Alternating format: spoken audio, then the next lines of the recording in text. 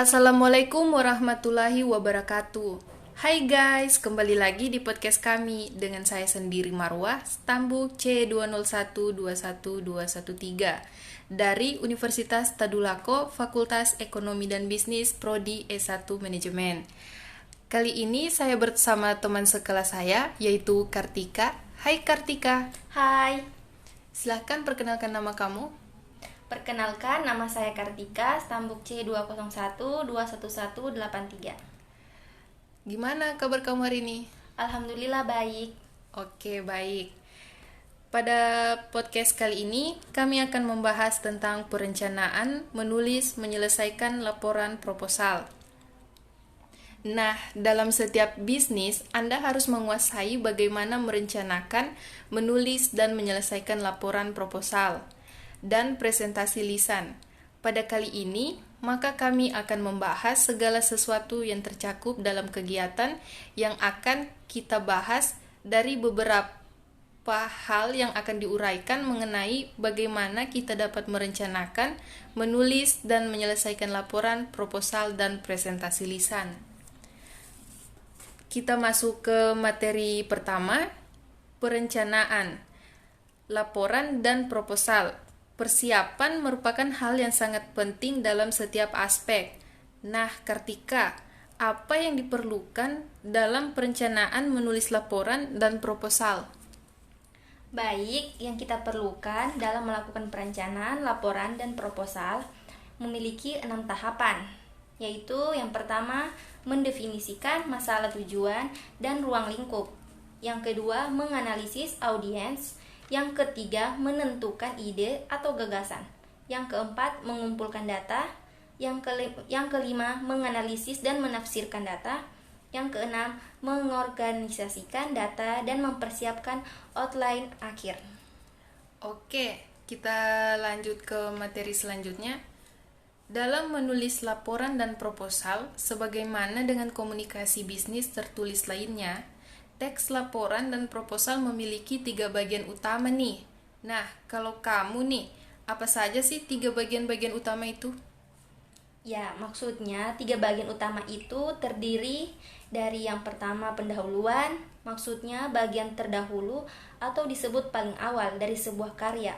Bisa kita katakan sebagai bagian perkenalan awal dengan gagasan dan materi bagian pembahasan yang lebih kompresif.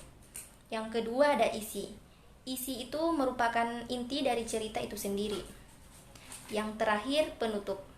Penutup itu merupakan gagasan akhir suatu paragraf.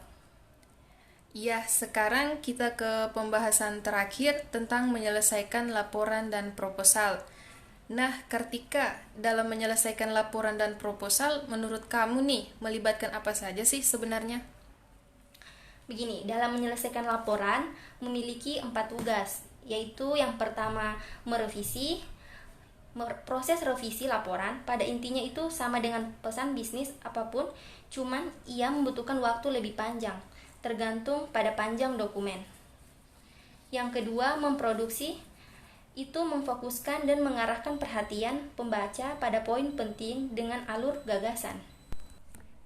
Yang ketiga, berarti membuat proposal atau laporan yang kita buat menjadi jelas dan ringkas dan mendesainnya lebih menarik. Yang keempat, mendistribusikan, yaitu proses di antara produksi barang dan jasa dengan proses konsumsinya. Berarti bisa disimpulkan, distribusi adalah proses penyaluran barang atau jasa kepada pihak lain. Oke, Kartika, terima kasih atas jawaban-jawabannya. Baik, kita masuk ke sesi terakhir, yaitu kesimpulan.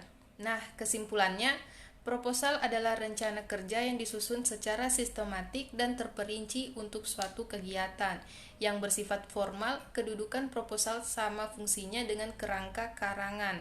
Adanya proposal tentu membantu mengetahui apa-apa saja yang harus dikerjakan, beberapa waktu, dan anggaran biaya yang diperlukan untuk sebuah kegiatan. Laporan bisnis adalah suatu laporan yang bersifat netral, memiliki tujuan yang jelas, serta menyajikan fakta kepada seorang atau lebih dalam rangka mencapai tujuan bisnis tertentu. Penulisan laporan dan proposal bisnis dimulai dari perencanaan, analisis situasi, mengumpulkan informasi, memilih media, dan terorganisasi.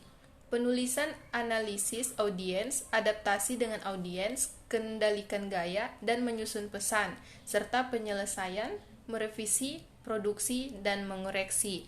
Sekian dari podcast kami kali ini. Saya Marwa. Saya Kartika. Kami ucapkan terima kasih. Wabillahi taufiq wal hidayah. Wassalamualaikum warahmatullahi wabarakatuh.